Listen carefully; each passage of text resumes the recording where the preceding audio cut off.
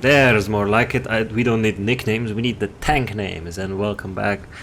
Haven't done one of these in a while. Let's enlarge, not the penis, but the minimap. Like so. No, this is way too big. This is the perfect size for you to have your minimap on. Let's disable free mode. I mean free look. Fixed camera activated. Excusez-moi. And we're going to look at an awesome carry that was sent to me by quite some time ago by secretly a panda.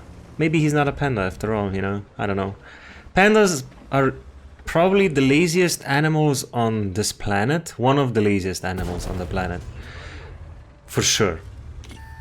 And we're gonna watch one play the Object 907. It's the, yeah, well, you can start crying right now. It's one of the best tier 10 mediums in the game. If not, I think it's the most versatile, most sought after tier 10 medium that you can only get in clan rewards. Speaking of clan rewards, there's a clan, the campaign is actually underway right now, so if you're in a clan, if you don't suck too much, there's a good chance you're gonna get it, right? So back to Panda. Some questionable plays over here. He got pushed, I think there was the pattern behind him or something.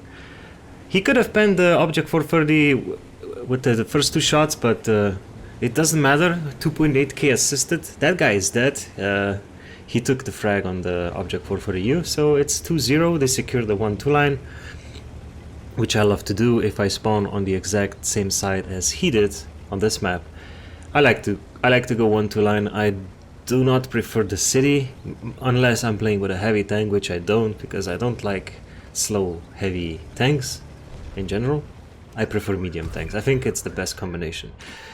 And it's kind of surprising for me, although it was buggy in the first minutes of setting up this replay, and the auto aiming when you lock on the targets, it's still kind of buggy in all replays. I don't know why, but I am thankful that this replay still works, because this was, I don't know how many weeks ago Panda sent me this replay, but I'm so happy it still works. Alright, so he's trying to farm this STV1.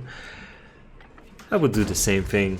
Secure 1-2 line if possible. Try to go aggressive. If you have a hold on tank, like a tank with a good turret, that's more like it. A tank with a good turret, then 1-2 line going the way that he did is the way to go. But only you do that if you constantly gotta check that minimap. That's why you have to enlarge it so much. But only if you see that you have like a couple of tanks behind you. Now this shot, he could have avoided getting shot by the T100 LT at least once, you know, if he didn't zoom in so much. But then again, nobody's perfect, and it's so easy to criticize other players while watching their replays, like I am doing right now.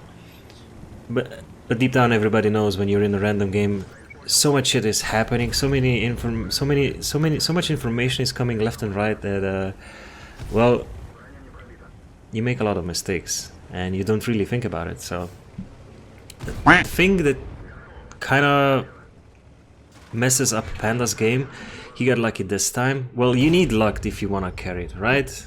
When was the last time you didn't have a little bit of luck, a little bit of RNG Jesus on your side? I wanted to say that his HP, he has 263. He should have had a lot more.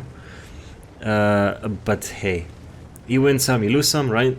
He's on 3k damage, which is nice. 3k assisted, which is also nice. A slight bonus because damage is damage. And 4 frags. And he's gonna farm this lovely monkey in the Panzerkampfwagen 7.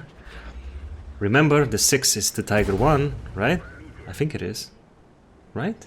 Yeah, Panzerkampfwagen 6. Yeah, I think the 6 is Tiger 1. Doesn't matter. Now he got spotted, and again, you see this Russian tank?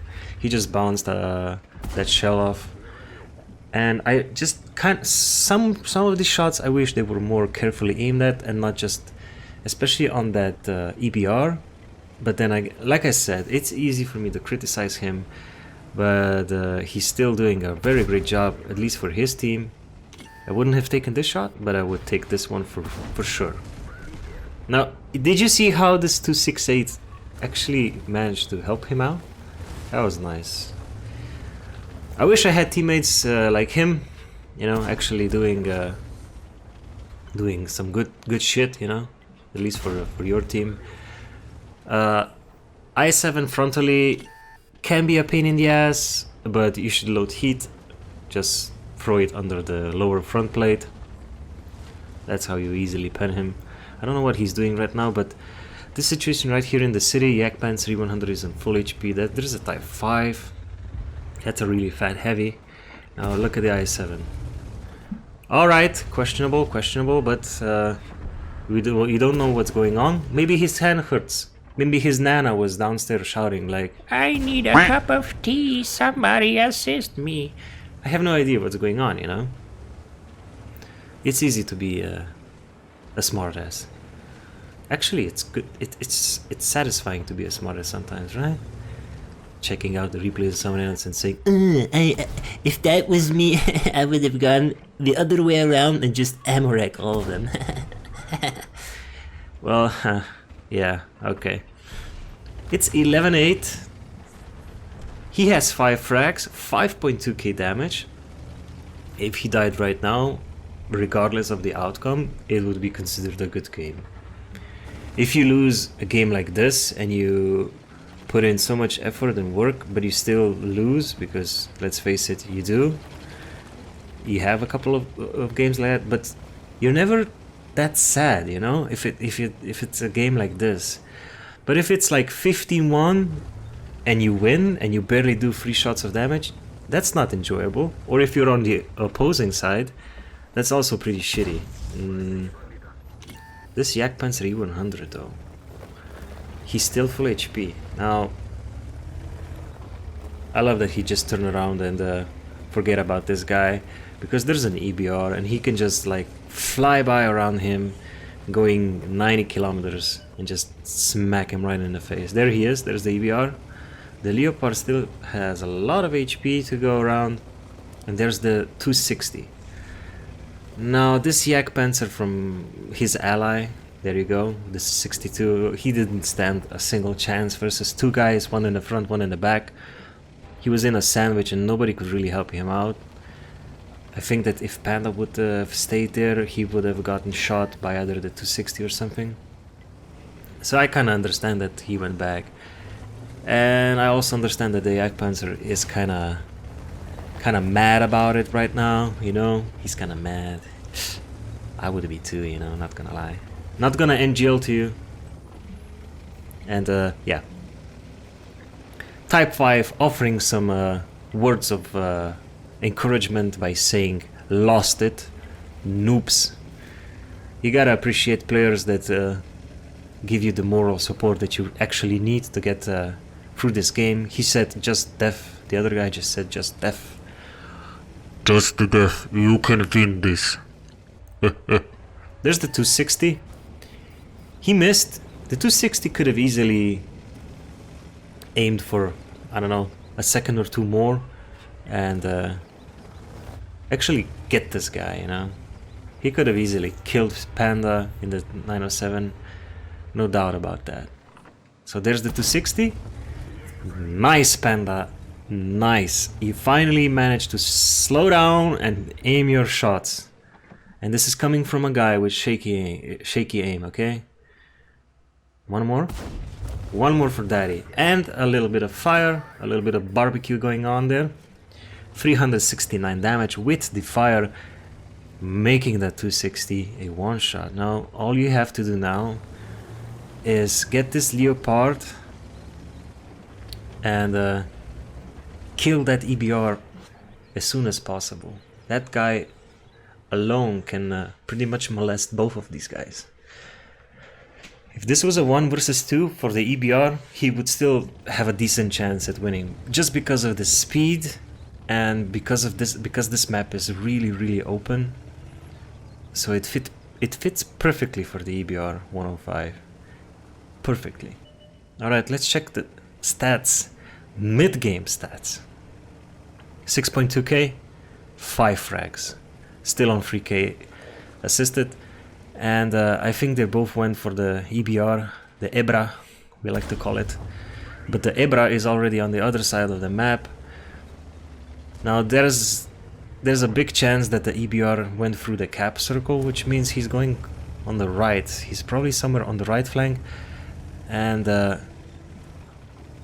I'm guessing Panda tried to decipher that move as well, and I think he took the right decision by going back here, because somebody was in the cap circle and he went out, which means that he went towards this line, the 1-2 line. So it's just a matter of time before he meets one of these guys. Now you see this? That EBR just spotted the Leopard, the Jagdpanzer was still in the middle, and those were 2 shells wasted for that EBR. There's no chance of him hitting that. And the conclusion is it was the 260 that was capping. So he still managed to enter the cap and went outside and revealing his position. I don't know what the 260 is actually thinking, doing right now. Going into the capped circle twice to alert Panda.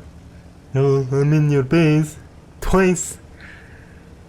But then again, this is a bit of a risky move. If that EBR was in the middle, doing something crazy dangerous, spotting for the Jagdpanzer E100 in the middle, you know, going here, that Jagdpanzer would have a nice clear shot. You see this? Nice clear shot from the middle of the city if Panda was spotted, of course. So this was really lucky from him. Both of these guys, check this out. He managed to bounce the 260. Now finish him in. Finished it. And the 260 for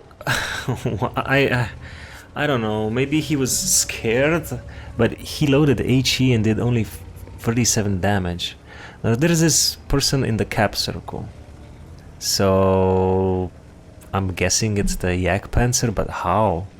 Maybe the Jagdpanzer went 1-2 line or something. I don't know, how is this even possible?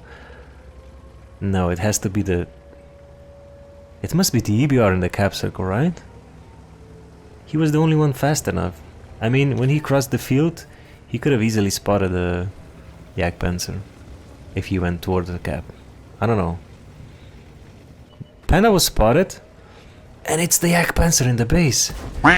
He managed to get a hit on that guy, and I forgot.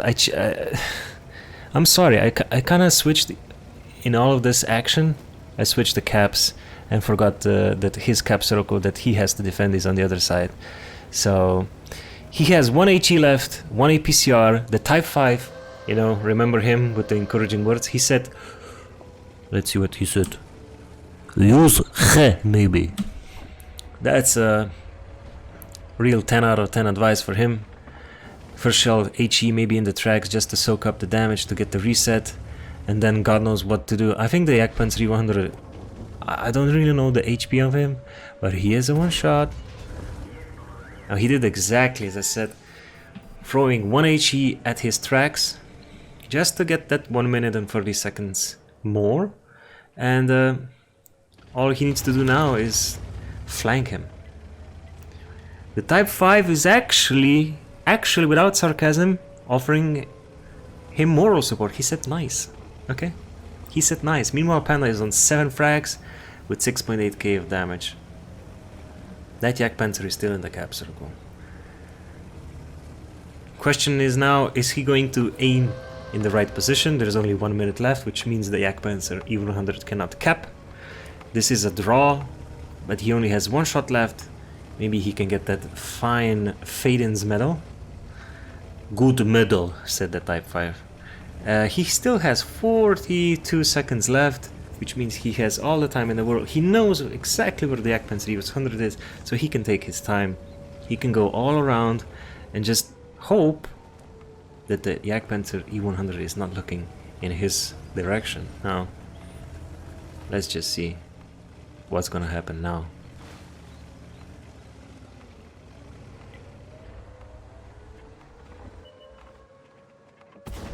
There's the Jagdpanzer, looking in a complete different way, showing him the side armor and enabling him to get the last shot.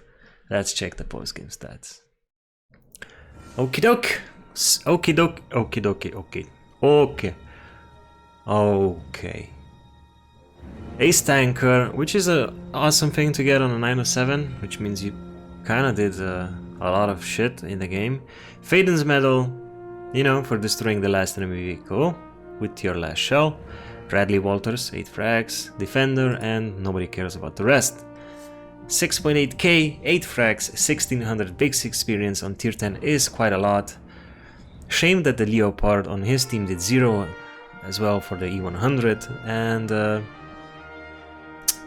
the enemy team had, I don't know, maybe more better, I don't know, no, I don't really know.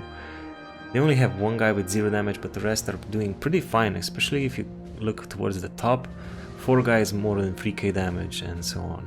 So nice game from secretly a panda. In the end, of course, he lost credits because he did use a lot of, not a lot, a considerable amount of heat shells. Global warming is a thing. And he also used the food and rations, or what the Russians have it, I don't know. So that's a negative amount of credits in the end. That's it. Shout out to my Patreon guys, still there, still living. I actually asked them if still alive, and some of them responded, and I'll see you soon. Big shout out to you guys.